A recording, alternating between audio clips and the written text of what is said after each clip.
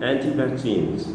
Who are they and what is the movement? Hello, I am 2190779 Khairul Irfan bin Khir Junaidi, and today I will be talking about anti-vaxxers. So what does an anti-vaxxer mean? Anti-vaxxer refers to people who disagree with the use of vaccines for a variety of reasons.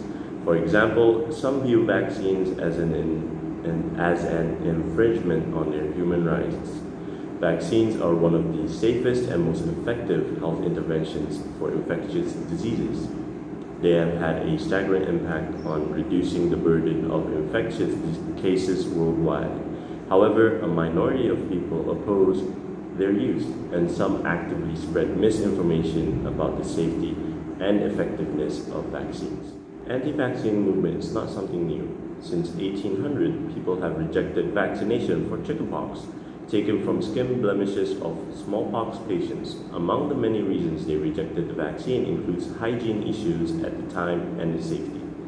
Some establishments even foreseen it as a violation to religious law, blasphemy. By the 1970s, vaccines for diphtheria, tetanus, and pertussis were also rejected by some communities because they were rumored to cause neurological diseases. In Malaysia, diseases such as whooping cough, diphtheria, and tetanus have once successfully been eradicated throughout the century.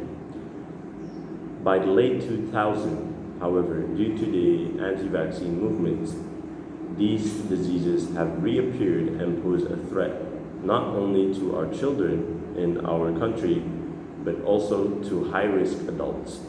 The Ministry of Health Malaysia, MOH, and the World Health Organization, WHO, have stated that anti-vaccine poses a threat to the world. The baseless assumption and false accusation made by these few anti-vaccine members are not only being embraced amongst themselves, but also conveyed to the community and people around them, hence encouraging a wider group of population to reject vaccines.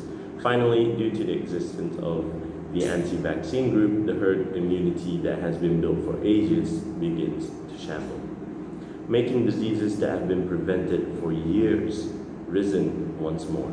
This anti-vaccine movement is very dangerous, and as you can see for yourself what is happening in the Philippines, where there is an increase in cases of measles by 700%, which is 5,120 cases as per last year, 2019. When the cause of this sudden increase in cases is identified, it is mostly because many children do not receive the necessary vaccine. If we allow the anti-vaccine group to continue spreading their influence on society, our country will again be attacked by various diseases that are dangerous and fatal.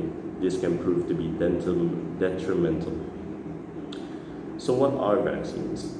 Vaccines are made from the same pathogen that causes the illness. For example, the measles vaccine contains the measles virus, and the HIV vaccine contains HIV bacteria. However, the pathogens in it are either killed or weakened. That is why you can get the injection without getting sick. Some vaccines contain only part of the pathogen, such as proteins components found on the surface of the germ cells. So anti-vax claims that number one, vaccines can cause autism. Number two, in addition, there is also belief that if other people's children have received the vaccination, their children no longer need one.